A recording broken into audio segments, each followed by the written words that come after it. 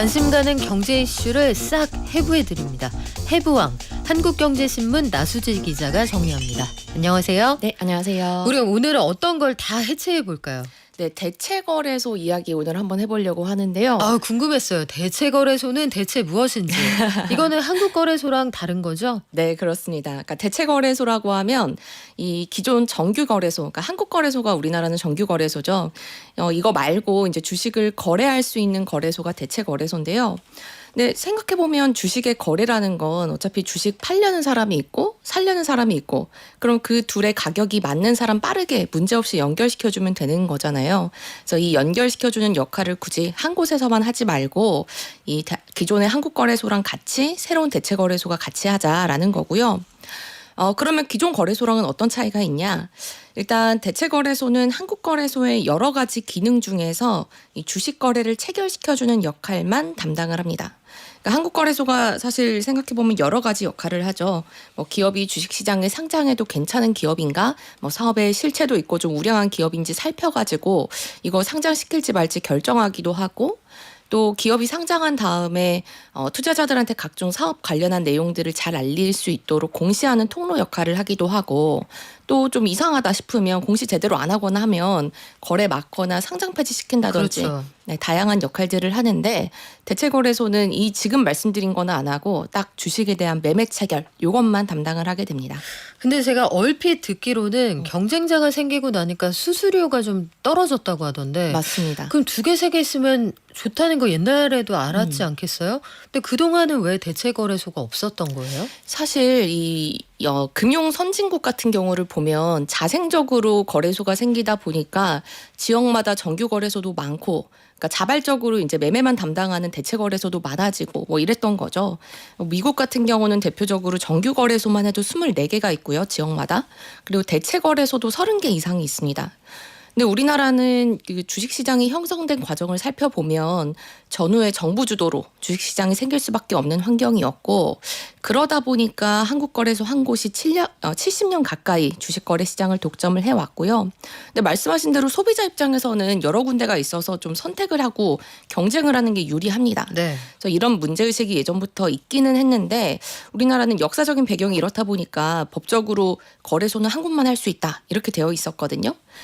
그래서 2013년에 자본시장법이 개정되면서 대체거래소가 생길 수 있는 근거를 마련을 했고 10년 넘는 기간 동안 여러 가지 논의를 거쳐서 드디어 넥스트레이드라는 대체거래소가 2년 전에 출범을 했고요. 여기서 이제 실제로 거래가 이어진 게 이틀 전 이번 주 화요일이었습니다. 그래요. 대체거래소가 만들어진 건 또 2년 전이에요. 네. 그러면 실제로 거래가 가능해지기까지 담금질만 2년을 했다는 얘긴데 그렇죠. 이거 보니까 증권사들이 조금씩 출연을 해서 만든 회사라고 하던데 그거랑 비슷하군요. 한국거래소는 공공기관이었다가 민간으로 전환됐다가 왔다 갔다 했는데 요거 딱 시전상인들이 이 상권을 탁 쥐고 금난전권을 행사해 왔다 요렇게도 볼 수가 있을 것 같은데 네. 대체거래소가 출범을 해서 이제 거래가 시작한 지 며칠 안 됐어요. 투자자 입장에서는 제일 크게 달라지는 게 뭡니까? 아무래도 이 주식 거래를 오래 할 수 있게 됐다. 빨리 하고 늦게까지 할 수 있게 됐다. 이게 제일 다를 것 같아요. 이 한국거래소는 정규 주식시장이 오전 9시부터 오후 3시 30분까지 운영을 하고 있죠. 근데 대체거래소에서는 오전 8시부터 저녁 8시까지 총 12시간 주식을 거래할 수 있게 됩니다. 근데 12시간을 쭉 이어서 운영하는 건 아니고요. 세 토막으로 나눠요. 프리마켓, 메인마켓, 애프터마켓 이렇게 나누고 그리고 각 시장 중간마다 10분씩 쉬는 시간을 뒀습니다. 그러니까 프리마켓은 오전 8시에 시작해서 네. 8시 50분까지 하고 또 그다음에 메인마켓은 10분 쉰 다음에 오전 9시부터 오후 3시 20분까지 또 다시 애프터마켓은 10분 쉬고 오후 3시 30분부터 저녁 8시까지 이렇게 이어지게 되고요. 이거 왜 그래요? 이거 화장실 갔다 오라는 얘기예요? 약간 수업 시간에 쉬는 시간이 있듯이 네. 이런 느낌인데 이게 한국거래소가 정규 시장을 운영하는데 혼란을 줄까 봐 그렇습니다. 그러니까 한국거래소 정규장이 오전 9시부터 오후 3시 반까지인데 이 9시 이전 10분에 시가 단일가가 결정되고 이 장 막판 10분에는 종가 단일가로만 매매를 하죠. 그러니까 이렇게 단일가로 매매를 하는 동안에 대체 거래소가 같이 돌아가면 뭔가 혼란을 미칠 수 있으니까 이중 가격이 형성이 되어버리니까. 네, 그럴 수 있으니까 이때 대체 거래소가 잠깐 거래를 멈추는 거고요. 일단 저녁 8시까지 거래가 이어지다 보니까 직장인들 입장에서 보면 이제는 직장에서 눈치 보면서 점심시간에 따로 거래할 필요가 없이 네. 퇴근하고 저녁밥 먹으면서 편안하게 주식 거래할 수 있는 시대가 열렸다. 이렇게도 볼 수 있을 것 같아요. 시간 자체도 늘어난 게 편리하기는 한데 네. 이전에는 장마감 이후에 중요한 공시가 나오면 이거 손 놓고 꼭 있어야 그러더라. 됐잖아요. 악재는 꼭 올빼미 공시했잖아요. 그렇죠. 사람들이 잘 모를 때 장 마감하고 많이 공시를 했는데 이 정규장은 3시 30분에 마감을 하는데 공시는 저녁 6시까지 나오잖아요. 근데 이제는 시장이 대체거래소가 저녁 8시까지 열리니까 이런 부분에 대해서 좀 더 빨리 대응할 수 있다는 의미도 생겼고 또 홍콩이나 미국 같은 해외 증시는 우리나라랑 이 개장 시간도 폐장 시간도 달랐는데 그렇죠. 이 여기를 상황을 고려해서 좀 투자를 할 수 있다라는 점도 거래 시간이 늘어나니까 좀 달라지는 점들이 봅니다. 그러네요. 미국장 프리마켓하고 시간이 겹치는 구간이 있으니까. 근데 이게 뭔가 새로 생겨서 경쟁이 되고 시간이 늘어나고 뭐 물론 거래 시간이 늘어난다고 돈을 꼭 많이 벌 수 있을 거냐. 이건 잘 좀 다른 모르겠습니다만. 이야기입니다. 그럼에도 불구하고 뭔가 생긴다니까 관심이 가는데 어떻게 시스템을 따로 설치하고 뭐 복잡한 과정이 필요해요? 다행히도 지금 그냥 각자 쓰고 계시는 증권사 뭐 HTS나 MTS 이런 거 있으실 텐데 그거 그대로 대체거래소 주식 거래를 하실 수가 있어요. 네, 다만 주의하셔야 될 점은 뭐 대부분 증권사가 이 대체거래소 거래를 지원하기는 하는데 다 그런 건 아닙니다. 그러니까 뭐 삼성, 미래에셋, 뭐 NH 등등 우리가 많이 쓰는 14개 증권사들은 대체거래소 출범에 맞춰서 거래를 지원하고 있기는 한데요. 나머지 14곳 뭐 메리츠, 카카오페이, 신한, SK 이런 곳들은 이 한국거래소가 안 열리는 프리마켓이랑 애프터마켓 시간대에만 대체거래소 거래를 지원하고요. 메인마켓 시간대는 좀 나중에 참여를 하겠다 이런 상황입니다. 근데 시장이 두 개가 생긴 거잖아요. 그러면 그때그때 나는 KRX에 팔지 넥스트레이드에 팔지 항상 결정을 해야 되나요? 그거는 그래도 되고요. 안 그래도 해요. 이게 무슨 말이냐면 그러니까 우리가 그냥 편하게 하면 지금처럼 그냥 주식 주문 내면 뭐 산다 매수 매도 버튼 누르면 증권사들이 알아서 뭐 호가 거래량 이런 거 고려를 해가지고 어느 쪽에서 사고 파는 게 우리한테 유리한지 이거를 찾아서 거래를 체결하게 돼 있거든요. 그러니까 나는 굳이 비교 안 해보고 머리 아프니까 증권사에게 맡기겠다. 그러면 지금처럼 똑같이 그냥 매수 매도 버튼만 누르시면 되고요. 아니다. 나는 그래도 내 눈으로 어디서 하는 게 더 좋은지 확인해보고 싶다라고 하면 두 거래소의 호가창을 따로 띄워서 비교를 해보고 나는 여기서 거래를 할래요라고 결정을 할 수도 있습니다. 네, 이게 앞서 나수지 기자가 언급한 게 저는 그냥 매수매도 단추만 누르고 너희들이 나한테 유리한 걸로 체결해줘 하면은 SOR이라는 시스템이 도입이 됐어요. 그래서 이 시장에서 거래하는 게 유리하다 그러면 알아서 주문을 내줍니다. 근데 나는 아직 못 믿겠어. KRX 갈 거야 하면 그 단추 누르시면 되는데 수수료 얘기 계속했잖아요. 네. 요즘에 단타족이 많단 말이에요. 그건 어떻습니까? 이게 아무래도 경쟁이 생기다 보니까 수수료는 조금 낮아질 것 같아요.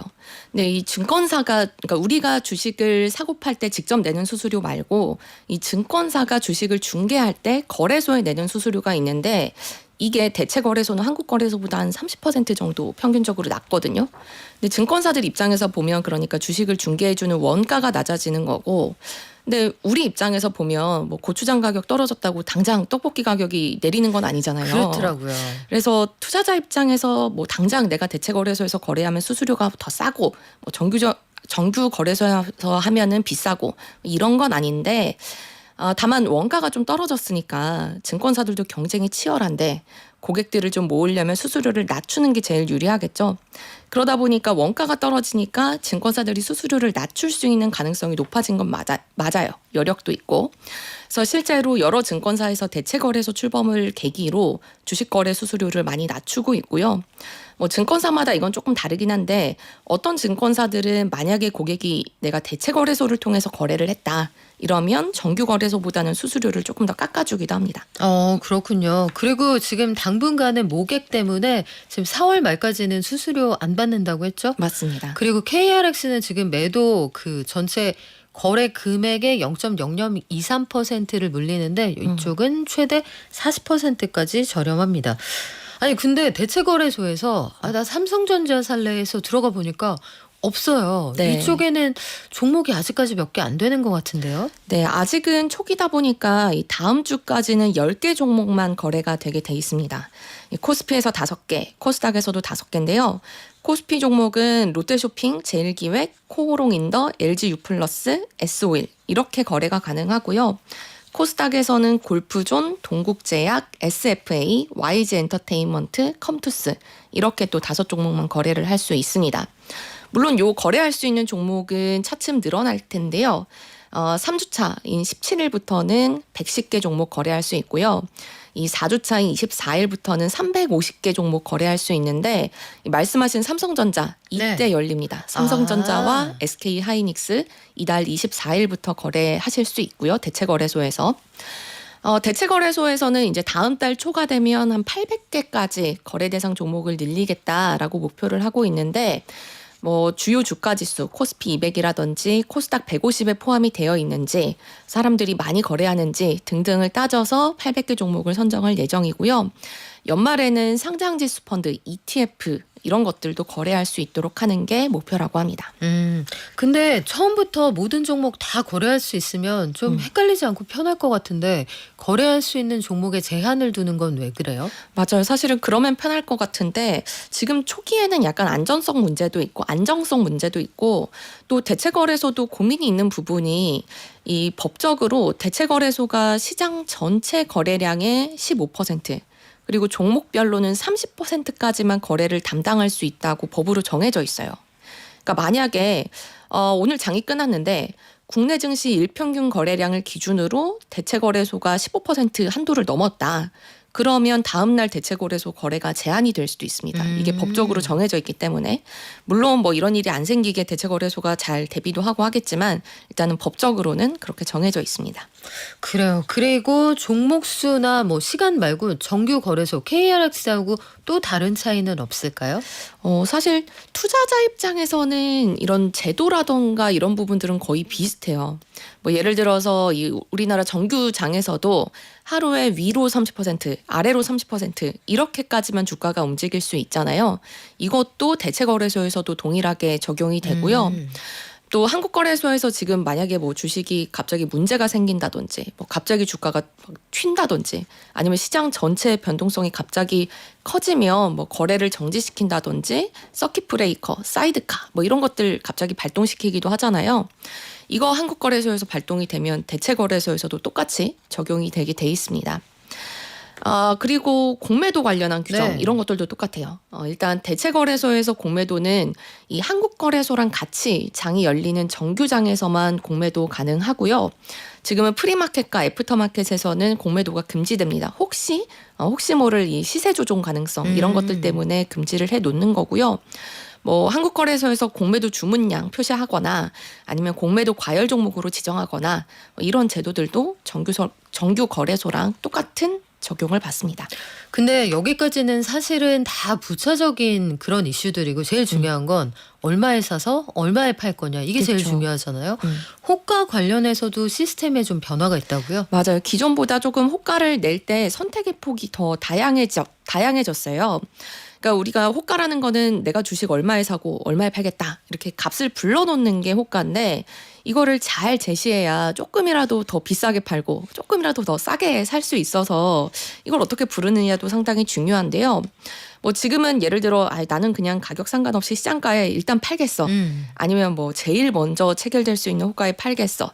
뭐 이런 식으로 호가를 낼 수가 있는데 이 대체거래소에서는 이 호가를 부르는 방식을 기존보다 2개 더 다양하게 만들었어요.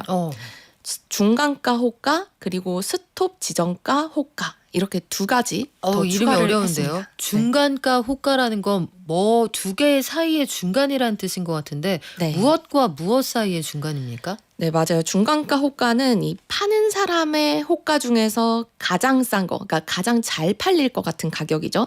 그리고 살려는 사람의 호가 중에서 가장 비싼 가격, 이건 가장 잘 사질 것 같은 가격일 텐데 이 두 가지의 중간값으로 일단 나는 호가를 내겠다. 얼마일진 모르지만 이렇게 지정을 하는 거예요. 근데 이렇게 하면 아무래도 딱 살려는 사람이랑 팔려는 사람의 그 중간에서 니즈가 만나는 거여서 거래가 체결될 가능성이 상당히 높을 수 있고요. 또 아까 말씀드린 것 두 가지 중에 스톱 지정가 호가라는 것도 있는데 이거는 투자자가 정한 특정 가격에 도달을 하면 내가 이만큼의 주문을 내겠어라고 지정을 해놓는 거예요. 뭐 예를 들어서 장중 가격이 지금 주식이 내가 네. 뭐 2만 원이다라고 하면은 나는 이게 주가가 떨어지면 손절매를 해야겠다. 뭐 예를 들어 15,000원까지 떨어지면 난 바로 주식 팔아야겠다. 이렇게 계획을 하고 계시다라고 한다면 스톱 가격을 15,000원. 그러니까 나는 이 스톱 가격의 주식이 오면 지정해 놓고 이때 잘 팔리게 한 14,900원에 100주 정도 팔아야겠다. 이렇게 걸어둘 수가 있는 거죠. 그러니까 약간의 손절매를 하거나 내가 투자 전략을 짤 때 좀 호가를 이런 식으로 활용할 수 있는 방식이 늘어난 겁니다.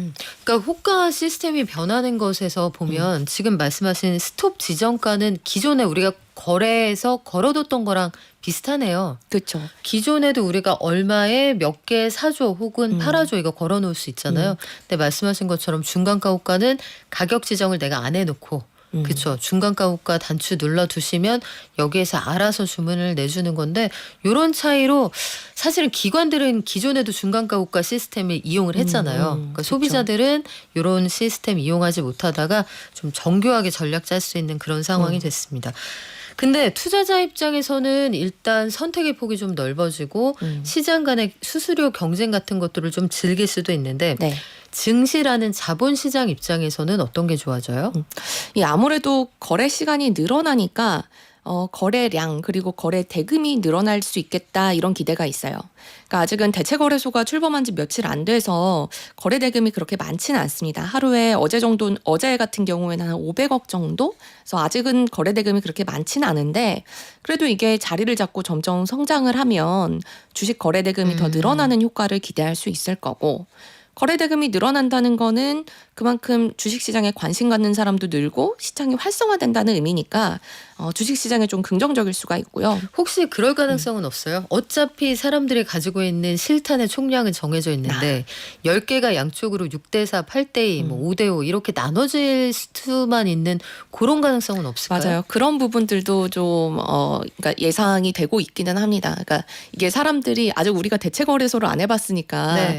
거래를 안 하던 거를 저녁 8시까지 할 거냐 아니면 그냥 점심시간에 하려던 거 저녁 먹을 때 할 거냐 이 부분은 좀 미지수긴 한데 그래도 전반적으로 거래할 수 있는 시간 자체가 늘어나면 조금이라도 거래 대금에는 도움이 되지 않겠냐. 거래량이 조금 더 늘어나지 않겠냐. 이런 예상들을 하면 이제 긍정적으로 생각을 해볼 수 있는 거고요. 네. 그리고 또 시간만 늘어난 게 아니라 이 거래 비용이 좀 싸지다 보니까 그렇죠. 아무래도 뭐 거래가 편리해지면 주식시장 한번 관심을 가져볼까? 이런 부분들도 있을 수는 있겠죠. 그러니까 긍정적으로 생각을 해보면 그렇습니다. 네. 근데 다르게 보면 조금 삐딱하게 보면 아니 이거 반찬 그대로인데 어차피 주식시장에서 살 수 있는 종목도 똑같고 한데 그냥 젓가락이 다양해져서 젓가락질이 좀 편해졌다고 밥맛이 참 좋아지겠느냐. 이 진짜 필요한 거는 국내 증시에 상장한 기업들이 잘 나가고 네. 뭔가 코리아 디스카운트가 해소되는 게 아니겠느냐 뭐 이런 의견도 있기는 합니다. 그러면 이때까지 달라지면서 약간 유리해지는 점들 쭉 봤는데 우리 네. 주의할 점도 있겠죠? 좀 걱정되는 부분이 이게 거래소가 두 개가 생기니까 거래소 간의 가격 차가 생길 수밖에 없겠죠. 그러다 보면 어떤 사람들은 이 둘 간의 시세 차이를 활용해서 빠른 시간 안에 사고 팔 수만 있다면 그러니까 싼 거래소에서 주식 네. 사서 비싼 곳에 파는 식으로 이 초단타 매매를 할 수가 있습니다. 소름. 제가 방금 그 생각했는데. 네. 근데 사실 이 초단타 매매가 나쁜 건 아니에요. 이렇게 해서 돈을 벌 수 있으면 괜찮은데 만약에 초단타 매매가 많이 늘어나는 과정에서 변동성이 좀 커진다든지 아니면 좀 불공정 거래가 있을 수 있는 부분이 있지는 않은지 금융당국이 좀 들여다보겠다 하는 상황이고요. 아직은 도입 초기고 대체거래소 거래 규모가 크지 않아서 이런 걱정을 많이 할 필요는 없겠습니다만 일단 금융당국은 새로운 게 생긴 거니까 혹시 좀 불미스러운 일이 생기지는 않는지 모니터링하겠다라고 하고 있습니다. 그래요. 일단 수수료율이 낮아져서 경쟁하고 또 증권사들끼리 그 가격 경쟁도 한다니까 그건 소비자 후생에 도움이 되는 것 같은데 지금 말씀하신 것처럼 초단타 스캘퍼들이 막 여기저기 시장을 휘젓고 다니면 이거 골치 아프지 않을까 이런 전망도 있습니다. 정재한님의 한마디가 오늘의 장원이네요. 지금 주식 관련해서 다 필요 없습니다. 트럼프의 입을 막는 게 최선책입니다. 아, 그러고 싶은데 그게 되면 걱정이 없겠죠. 오늘 말씀은 여기까지 듣겠습니다. 지금까지 한국경제신문 나수지 기자와 함께했습니다. 고맙습니다. 네, 감사합니다.